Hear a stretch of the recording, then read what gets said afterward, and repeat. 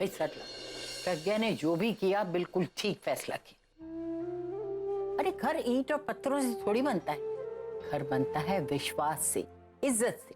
और जिस घर में इज्जत ही ना हो, विश्वास ना हो, ऐसे घर में हमारी बेटी क्यों रहे? कोई बड़े घर और बड़े नाम से बड़ा नहीं हो जाता, इंसान का दिल भी बड़ा होना चाहिए। आपने बिल्कुल ठीक कहा बीजी।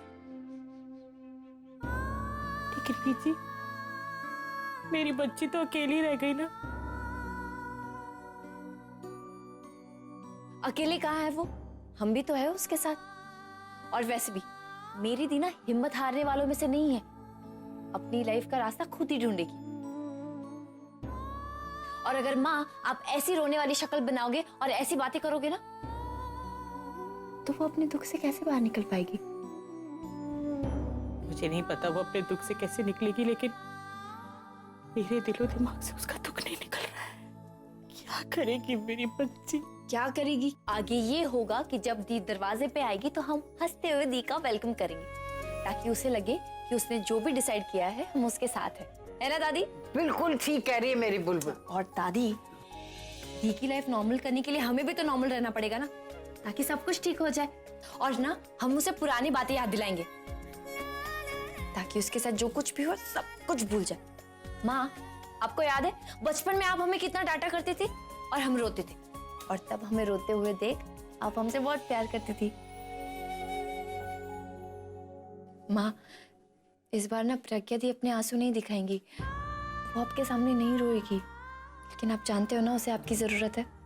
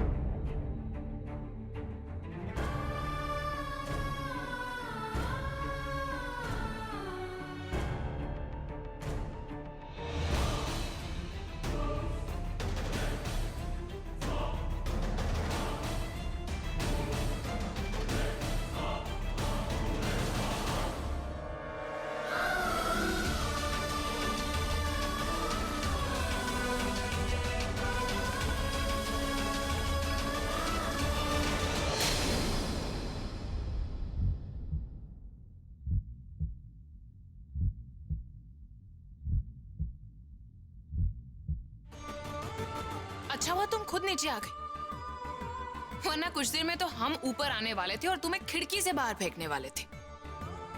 जितने अच्छे से तैयार होकर आई हो, उतने ही अच्छे से एक बात अपने दिमाग में बिठा लो, जब तुम इस घर से निकलोगी ना, तब इस घर का रास्ता भूल जाना। और हाँ, मोस्ट इम्पोर्टेंट बात, तुम्हें यह भी भूलना होगा कि तुम्हारी शादी मेरे भाई से हुई थी।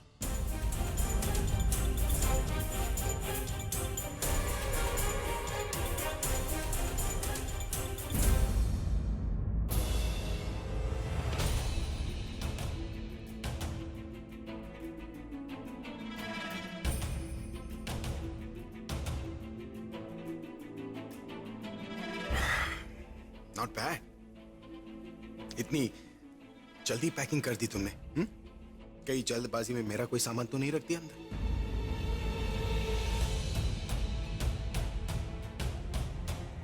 मैं आपका कोई सामान क्यों रखूंगी? क्योंकि तुम जैसी लड़कियों का कोई भरोसा नहीं है। अरे जानबूझकर मेरा सामान रख दिया होगा ताकि उसे लौटाने के बहाने वापस इस घर में आ सको, है ना? आप खुद चेक कर लीजिए। मैं कोई पुलिस वाला हो जो तुम्हारा सामान चेक करूंगा? एनीवेज, इस तरीके से तुमने इस बैग को पैक किया है ना, अभी जाकर उसे अनपैक कर दो।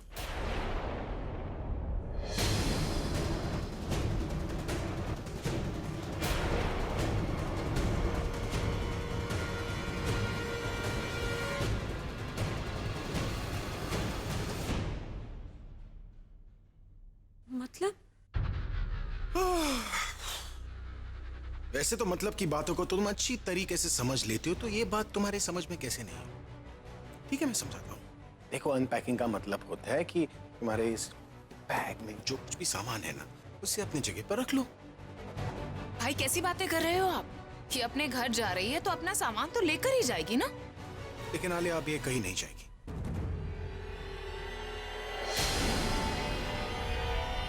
क्यों? क्यों नहीं जाएगी? क्योंकि मैं चाहता हूं कि ये कहीं नहीं जाए।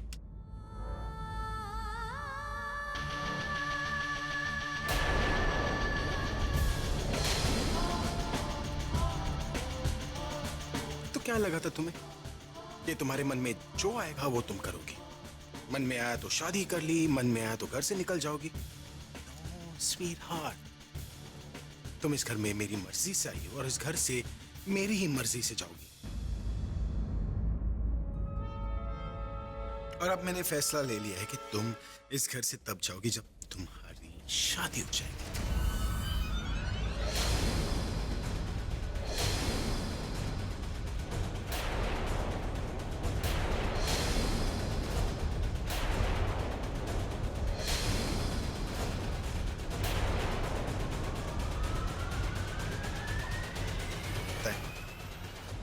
मेरी दादी कहती है कि एक लड़की जब दुल्हन बन के किसी घर में जाती है ना, तो उस घर से उसकी अर्थी ही उठनी चाहिए। तुम्हारे मॉम ने भी कहा होगा कि जब बेटी घर से विदा होती है ना, तो उसे वापस उस घर में नहीं आना चाहिए। इसलिए ना तो मैं तुम्हें तुम्हारे घर भेज सकता हूं और ना ही तुम्हारे अर्थी के उठने का इंतजार कर सकता हूं। तो इसलिए मैंने सोचा कि क्यों ना तुम्हें उसी तरह भेजा जाए जिस तरह तुम इस घर में आई हो। इस घर में डोली में बैठकर आई थी ना, तो इस घर से डोली में ही जाओगी।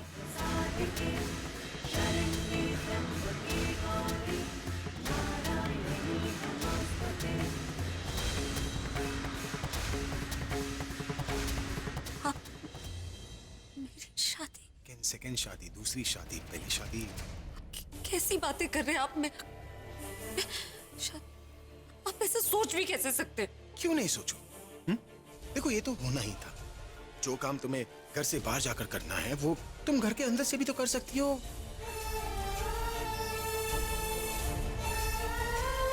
कैसे क्यों घूर रही हो? ये सब मैं तुम्हारे भले के लिए तो कर रहा हूँ। देखो, आज नहीं तो कल ये एमएमएस को तो बाहर आना ही है। उसके बाद लोग कमेंट्स करेंगे, तुम्हें टॉन्ट करेंगे, फिर उसके बाद तुम दोनों के पास कोई रास्ता नहीं रह जाएगा सिवाय कि एक दूसरे से शादी करने की। मैं लोगों की वजह से कोई काम नहीं करती। लोग मेरे बारे में क्या सोचेंगे, क्या बोलेंगे, उससे मुझे कोई फर्क नहीं पड़ता। तुम्हें फर्क नहीं पड़ता, लेकिन तुम्हारे परिवार को फर्क पड़ता है। अरे, जब तुम्हें एमएमएस बनाते वक्त शर्म नहीं आई तो फिर दिखाने में क्या शर्म आएगी? लेकिन तुम जानते हो तुम्हारे परिवार पर क्या बीतेगी जब पूरी सोसाइटी तुम्हें प्रज्ञा एमएमएस के नाम से बुलाएगी, जब बच्चे बच्चे तुम्हारे एमएमएस को।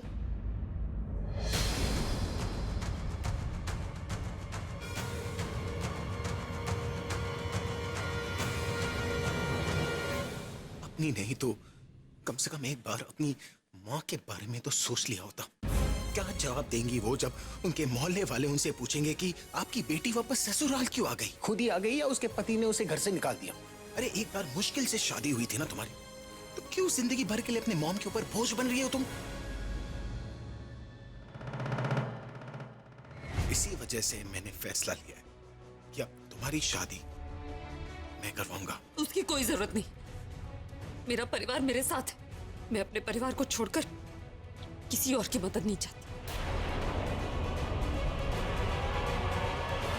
ये आप क्या कर रहे हैं? अच्छी खासी तो घर से जा रही थी, अब ये शादी का नया ड्रामा क्या कर रहे हैं? I just don't understand all this. Alia, ये हम दोनों के बीच का मैटर है।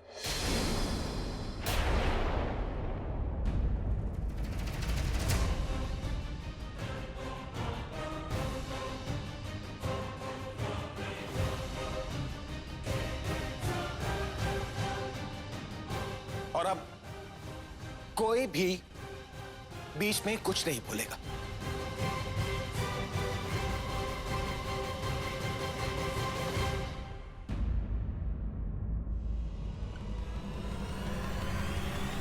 तो क्या कह रही थी तुम? तुम्हें मेरी मदद की जरूरत नहीं। पता है, तुम्हारे ये जो उसूल है 80s के फिल्मों के डायलॉग की तरह, जो सुनने में तो अच्छे लगते हैं लेकिन प्रैक्टिकली इम्पॉसिबल। इसलिए बात जब फायदे की होती है ना, तो आप पर कायदे की बात नहीं करनी चाहिए।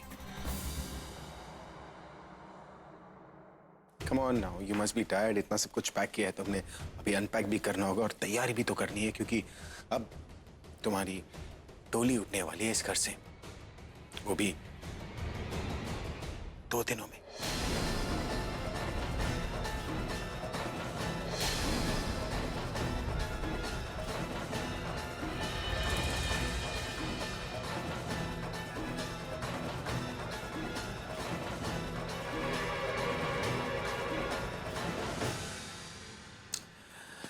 2 दिनों में तुम्हारी शादी होगी। कम ऑन, इतना मुश्किल काम नहीं है जितना कि तुम रिएक्शन दे रही हो। It's simple. जिस तरीके से तुम मेरी बीवी बनकर इस घर में रह रही थी, उसी तरीके से तुम मेरी डिवोर्सी बनकर इस घर में रह लेना। उसके बाद अपने उस आशिक के साथ। बस कीजिए, मुझे किसी से कोई शादी नहीं करनी। मुझे प्लीज अपने घर जाने दीजिए। देखो, मैं तुम्हें एक ऐसी जगह पर भेज रहा हूँ जहाँ तुम भी खुश रहोगी और तुम्हारी माँ भी। You can thank me later, now, whenever। मैं तुम्हें तुम्हारे बॉयफ्रेंड के पास भेज रहा हूँ, तुम्हारे एक्स बॉयफ्रेंड के पास। अब बताओ, तुम्हें मेरे जैसा एक्स हस्बैंड मिलेगा कहीं पर?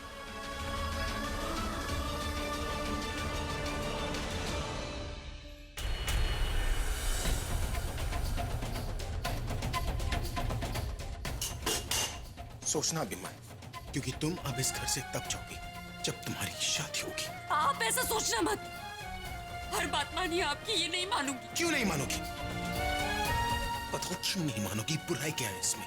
मैं तुम्हारी शादी करने के लिए 100 वजह दे सकता हूँ। क्या तुम मुझे शादी नहीं करने के लिए एक वजह बता सकती हो? दे सकती हूँ, है वजह, क्योंकि मैं नहीं करना चाहती।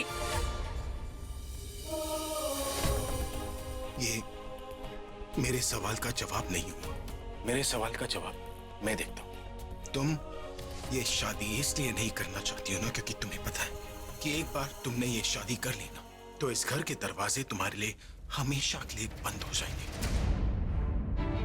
तुम जानती हो ना कि एक बार दादी होश में आ जाएंगे ना, उसके बाद तुम उन्हें अपने बातों के जाल में फंसाकर फिर से अपने आप को इनोसेंट प्रूव करोगी। और उसके बाद दादी मुझे तुम्हें एक्सेप्ट करने के लिए कहेंगी। और मैं दादी की बात को टाल नहीं सकता, क्योंकि मैं दादी से बहुत प्यार करता हूँ। दादी मेरी कमजोरी और तुम्हारी सबसे बड़ी ताकत। और तुम उसी ताकत का इस्तेमाल करके ना इस घर में वापस घुसने के लिए एक जरिया बना रही हो। मैंने कभी इस बात का फायदा नहीं उठाया कि दादी आपके लिए सब कुछ है, और मैं अभी ऐसा नहीं सोच रही। प्लीज प्लीज मुझे बस जाने दीजिए। मैं अब यहाँ नहीं रुकना चाहती। प्लीज प्लीज जाने दीजिए मुझे, प्लीज। नहीं रहना, मुझे जाना है।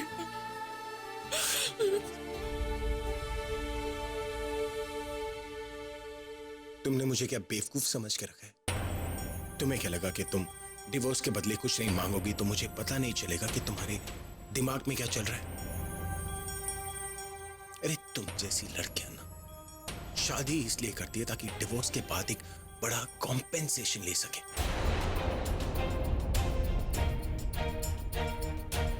क्या कहा था तुमने कि डिवोर्स के बाद भी तुम इस घर में आकर दादी और बच्चों से मिलना चाहती हो?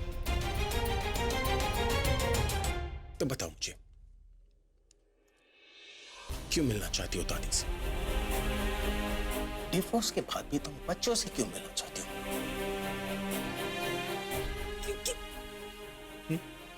क्यों? क्योंकि मैं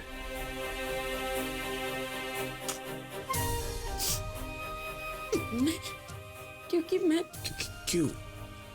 क्या वो जवाब नहीं है ना तुम्हें? जवाब मैं देता हूं। क्योंकि तुम नहीं चाहती कि तुम्हारा इस घर में आने का रास्ता हमेशा के लिए बंद हो जाए, क्योंकि तुम फिर से उन लोगों को बेवकूफ बनाना चाहती हो। इसीलिए तुम दादी से मिलना चाहती हो ना? ठीक है, अगर आपको ऐसा ही लगता है तो मैं नहीं मिलूंगी दादी से। और अगर दादी तुमसे मिलना चाहेगी तो क्या?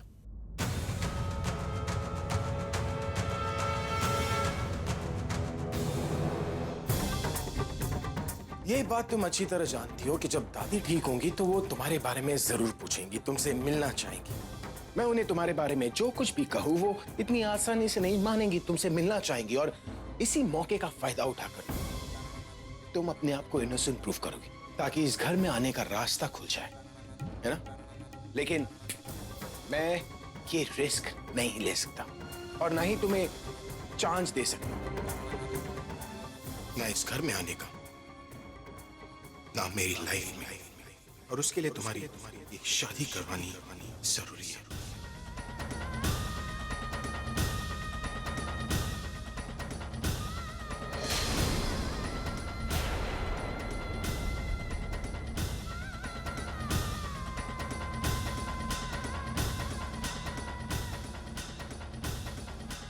मैं जानती हूँ कि आप मुझ पर भरोसा नहीं करते, ना ही मैं आपको यकीन दिला सकती हूँ कि मैं, लेकिन अब हमारा डिवोर्स हो चुका है और मेरी जिंदगी से जुड़ा हर फैसला लेने का हक सिर्फ और सिर्फ मेरा है। जो आप कर रहे हैं वो गलत ही नहीं बल्कि एक क्राइम है। आप किसी को भी किसी से शादी करने के लिए फोर्स नहीं कर सकते। तुम्हें सीधी बात समझ में नहीं आती। अरे कब से प्यार से समझा रहा हूं, तुम्हारे फेवर में कह रहा हूं, ताकि कोई ये ना कहे कि मैंने तुम्हारे साथ कुछ गलत किया और तुम होगी तुम्हारे साथ अच्छा करना तो दूर, अच्छा सोचना भी नहीं चाहिए। तुम जाना चाहती हो तो जाओ, लेकिन इतना याद रखो कि जैसे ही तुम इस घर से जाओगी ना, उसी वक्त तुम्हारा MMS भी बाहर आ जाए और वो MMS मैं खुद अपलोड करूंगा।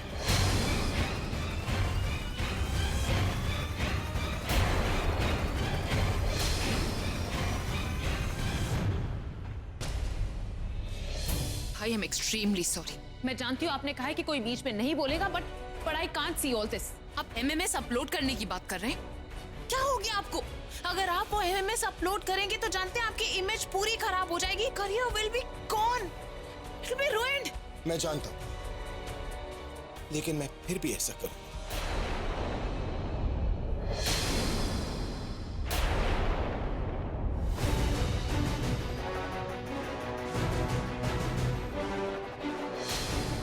तुम्हारे माँ ने इस MMS के बारे में सुना है, लेकिन देखा नहीं। और MMS के बारे में सुनना और देखने में ना जमीन आसमान का फर्क होता है। जब लोग तुम्हारा ये वीडियो देखेंगे ना, तो तुमसे ज्यादा तुम्हारी माँ का मजाक बनाएंगे। तब तुम्हें पता चलेगा कि बदनामी क्या चीज होती है।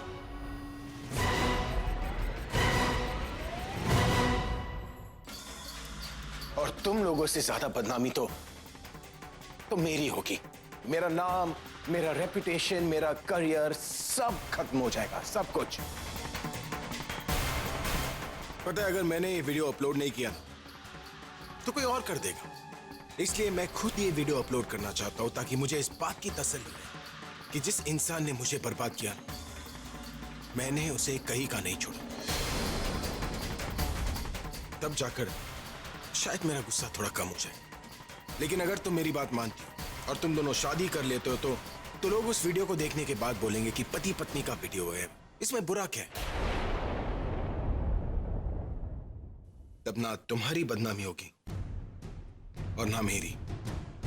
लेकिन तुमने तो अपना मन बना लिया है ना, तो जाओ जाओ और जाकर करो जो तुम्हें करना है, और उसके बाद मैं वो करूंगा जो मुझे करना है।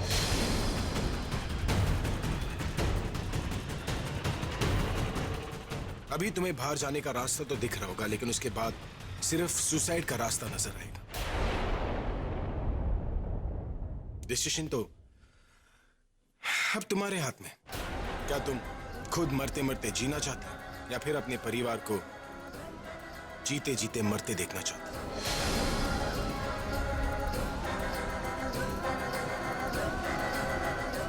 पांच मिनट है तुम्हारे पास। 5 मिनट में ये वीडियो अपलोड हो जाएगा और उसके बाद इसकी जिम्मेदारी तुम्हारी होगी। प्लीज ऐसा मत कीजिए, रोक लीजिए उसे। ये वीडियो तुम्हारी बातों से नहीं, तुम्हारे शादी करने से ही रुकेगा। और 4 मिनट है तुम्हारे पास। आप खुद से बदला लेने के लिए खुद को सजा क्यों दे रहे हैं? प्लीज रोक लीजिए उसे। आप भी। ये मेरा डिसीजन है और मैं ऐसा करके रहूंगा।